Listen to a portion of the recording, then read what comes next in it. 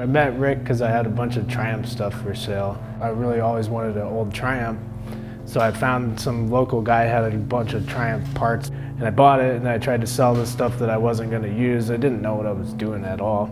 At the time, I didn't know anything about motorcycles. I was reading Chop Cults Classifieds or something like that, and I seen, hey, this guy's here's local. He's got this Triumph project for sale, and I was like, you know what?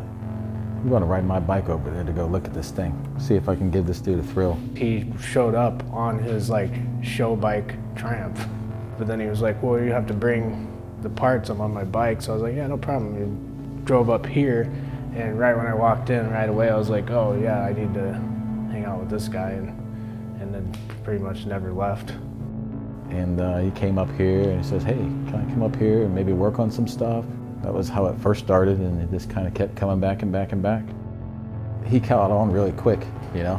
It was just, some people got it, some people don't. Well, once he opened it up, it was all there. One day he decided he wanted to get into it a little deeper, so he just got more and more interested in it. Eventually he quit his job and just started building frames.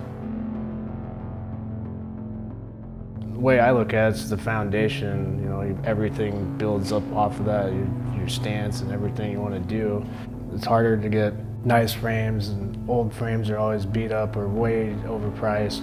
So it just logically started to make sense to just make your own frame. It wasn't ever intended to be like this, like making stuff for people all the time, but it just kind of naturally happened.